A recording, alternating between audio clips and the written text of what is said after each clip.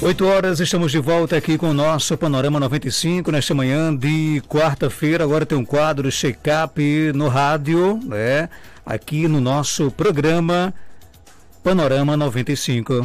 Panorama 95 apresenta check-up no rádio. Check-up no rádio, doutor Enio Lobo, médico otorrino. Seja bem-vindo aqui ao nosso Panorama 95. Doutor Enio, bom dia. Muito obrigado, Marcos. Bom dia a você, bom dia, Geraldinho, bom dia, João Marcelo, que já se encontra aqui no estúdio. E bom dia a todos os ouvintes. Olha, o nosso tema de hoje, com certeza muitas pessoas vão se identificar, né? Que é os roncos e a síndrome da apneia obstrutiva do sono. E aí, doutor Enio? Ronco, principalmente, é um sintoma bastante prevalente, é muito comum. Eu diria que uma parcela significativa da população mundial ronca. Em maior ou menor escala, o ronco é muito presente na população do mundo.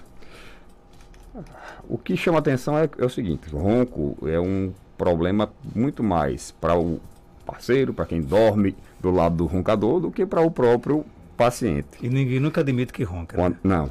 Primeiro que ninguém sabe que ronca ou não ouve o próprio ronco, a não ser quando já passa um pouco do ponto. Além do ronco, tem as apneias que a gente vai falar já.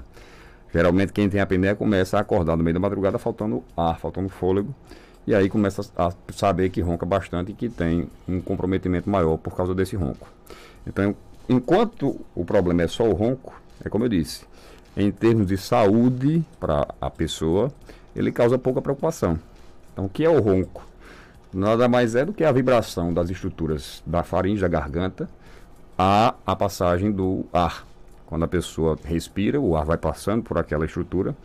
Quando ela tem certas características que favorecem a vibração, ela provoca um barulho que é o ronco. Então, a estrutura da garganta, quanto mais flácida, quanto mais estreita for essa garganta, quanto mais a lateral dela for projetada para o interior da luz da faringe, maior a tendência da pessoa roncar.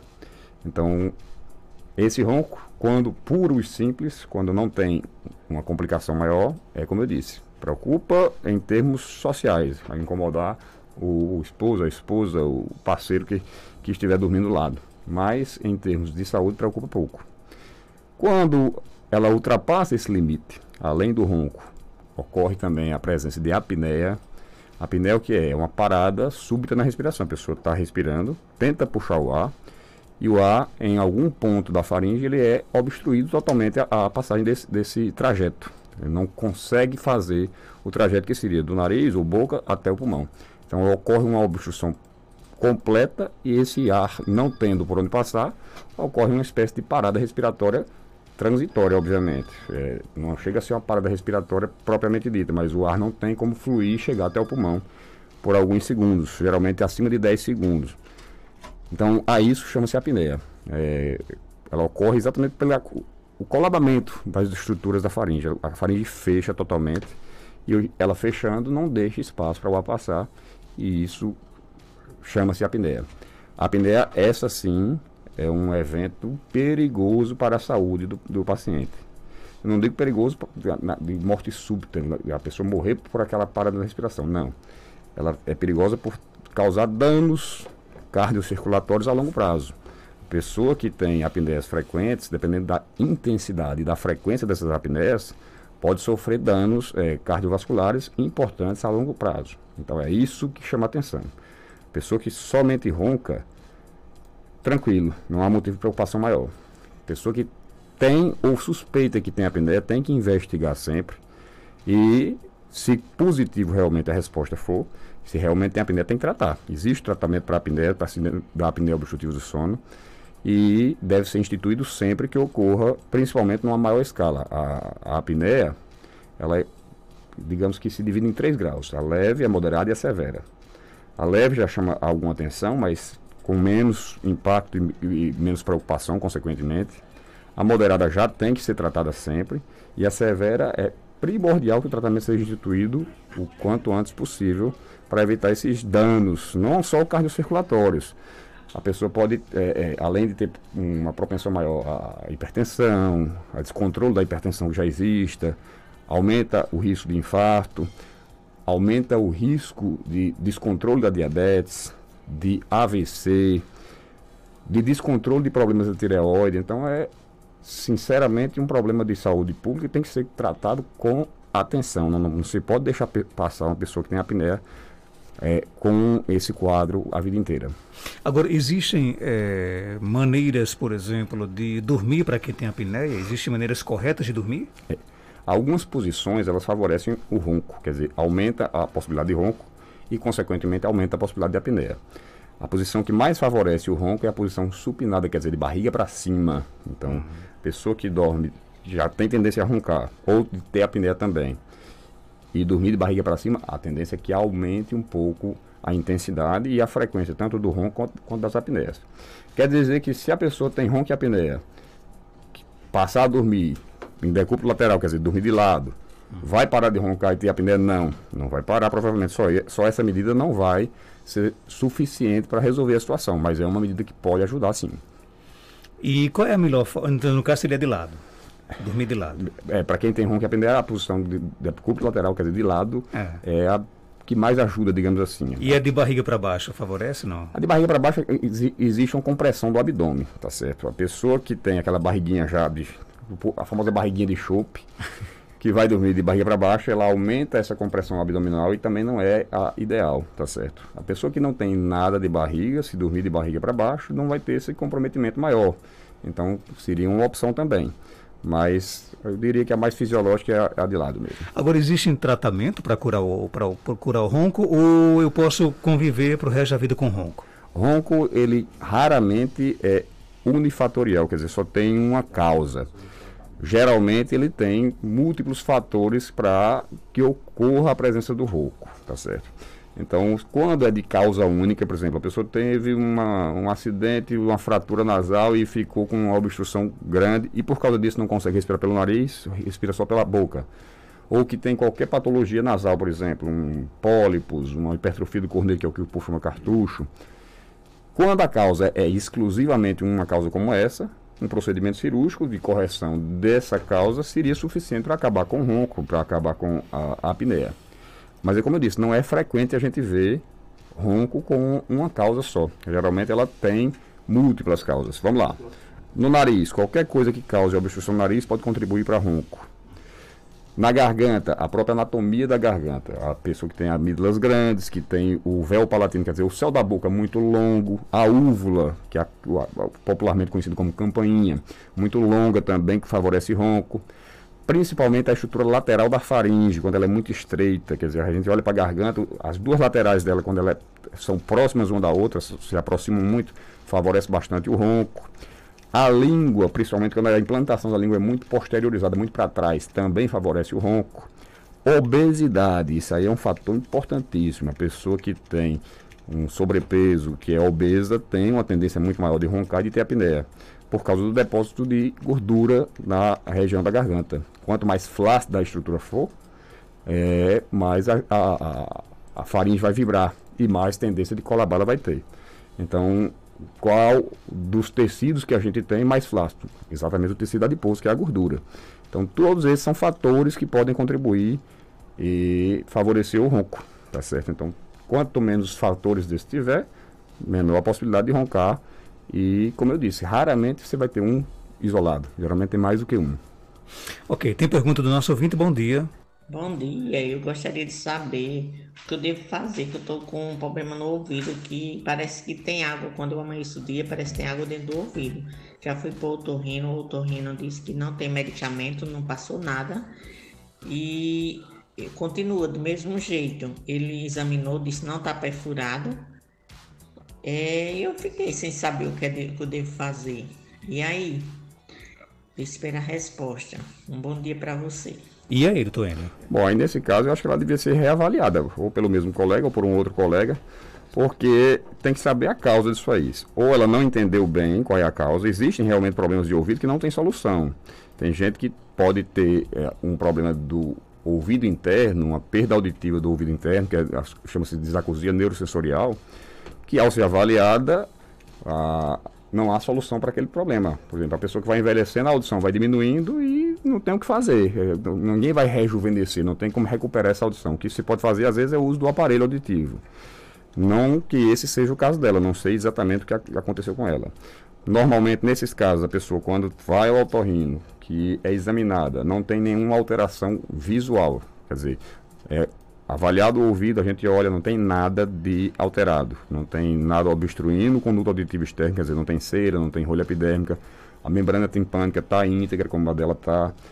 Não tem nada visível no ouvido médio, como uma otite média secretora, uma otite média aguda. Então, nesses casos, geralmente, para auxiliar no diagnóstico, é necessário que se faça uma audiometria, que é um teste de audição. Esse exame vai nos dar informações de como é que está o funcionamento do ouvido. Se ela já fez esse exame, então, possivelmente, houve uma falha ou de entendimento dela ou da explicação do colega para dizer o que é que houve e o que é que poderia ser feito, ou se não tem realmente jeito nenhum, tá certo? Então, seria bom ela voltar ao colega que a atendeu, ou a um outro que é da escolha dela, para fazer essa avaliação melhor. Ela conta que tem 59 anos, então é bom procurar voltar, né? O ouvido nunca se guarda problema, eu sempre digo isso aqui.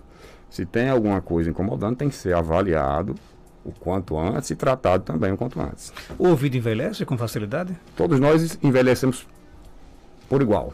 Ninguém vai ter a pele de um jovem de 20 anos aos 80. Ninguém vai ter a visão de um jovem de 20 aos 80. Ninguém vai ter a audição de um jovem de 20 aos 80. Então, o corpo da gente todo vai envelhecendo. Assim também é o ouvido. Então, é natural que a função auditiva vá diminuindo com o passar dos anos. Eu não digo que pela idade, pelo processo de envelhecimento. Tem gente com 60 anos já com uma perda maior do que um senhor de 80, 90. Então, é individual. Cada pessoa tem o seu calibre, digamos assim, e da mesma forma é com o ouvido. Tem mais perguntas? Bom dia. Bom dia, Marcos Jantas. Bom dia, doutor. Bom dia a todos. Doutor, me diga uma coisa. Para quem ronca, tem alguma posição de dormir para diminuir esse ronco? Ou algum exercício que possa fazer para diminuir? Ou algum tratamento que diminua o ronco? Porque minha mulher vive dizendo que eu ronco. Mas eu digo a ela, como é que eu ronco? Que eu nunca vi. Aí fica difícil. E aí, tem, doutor, algum tratamento? Você já falou sobre a posição. Agora, exercício e tratamento existe? Existe. É como eu disse. Aí tem que se ver quais são as causas principais para o ronco. Se tiver alguma causa nasal, vale a pena tratar. Se tiver sobrepeso, vale a pena tentar perder peso. A atividade física é sempre benéfica, porque melhora o tônus muscular. O que é o tônus? O tônus é, digamos que a rigidez do músculo quando está em repouso. Então, um músculo que seja um pouco mais rígido, ele vai conferir para a estrutura da garganta, para a estrutura da faringe, uma rigidez maior. E como eu disse, quanto mais flácido, mais ronca, mais vibra. Então, se a pessoa faz atividade física, tende a melhorar esse tônus e só com isso já pode ajudar. Existem também algumas opções de fisioterapia para fortalecer essa musculatura da faringe, do pescoço, mas, como eu disse, tem que ver a causa, ou as causas do ronco, tem que ser investigado quais são as causas, que com certeza tem possibilidade de tratamento, embora nem sempre seja possível eliminar totalmente o ronco. Se a gente conseguir eliminar a apneia, eu já diria que é um sucesso estrondoso no tratamento. Se conseguir diminuir o ronco, esse sucesso é maior ainda. E se conseguir acabar, como diria nosso grande padre Antendor, é um estrondo. Interessante essa questão, por exemplo, de exercício físico, né? A importância que tem, os benefícios que trazem os exercícios para qualquer situação da sua vida, né? Até a questão do ronco e da apneia também resolve bastante. Ajuda, não digo que resolve, mas ajuda bastante. Só em melhorar o tônus já dá uma boa contribuição. A atividade física, para todos, é sempre benéfica. Qualquer atividade física ou tem uma que ajuda mais? Se não houver restrições, há algumas pessoas que não podem fazer determinados tipos de atividade física por outros problemas de saúde. Se não houver restrições, qualquer atividade física, não é uma específica, não. Doutor, amanheceu o dia com uma tontura que não podia nem andar, só que passou e ainda continuo sem poder levantar a cabeça, que sinto a tontura. E não posso deitar para o lado direito, que tudo roda. Isso pode ser labirintite ou outro tipo de doença? Pode. Grande chance de ser uma doença chamada VPPB, vertigem postural paroxística benigna, que é uma doença do labirinto, uma labirintopatia.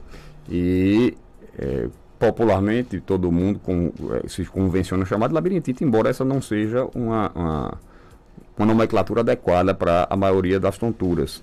Mas, digamos que no popular ela pode estar sim com algum problema do labirinto, que como é conhecido por labirintite. Nesse caso específico dela, esse que eu falei, a VPPB. Tem mais perguntas? Bom dia. Bom dia. Ei, me diga uma coisa. Tem um irmão com 64 anos, ele respira, ele ronca muito, aí dá aquela parada, aí respira de novo. É a apneia? É a apneia? Grande chance, quase certamente a apneia, sim. Existe um exame chamado polissonografia, a gente já falou dele aqui outras vezes, que monitora uma noite de sono do paciente. Esse monitoramento inclui a avaliação respiratória, quer dizer, quantas respirações tem numa noite, quantas apneias ou hipopneias, o quanto isso está influenciando na parte cardiocirculatória, se está tendo baixa na oxigenação do sangue ou não por causa disso, e também como é que está a frequência cardíaca, se está sendo muito alterada quando ocorre a apneia. Então, monitora uma noite completa e os seus mais variados parâmetros. Então, para um paciente que suspeita que tem apneia, esse é o início da investigação, é a polissonografia. O ouvinte pergunta aqui se existe alguma relação entre soluço e ronco.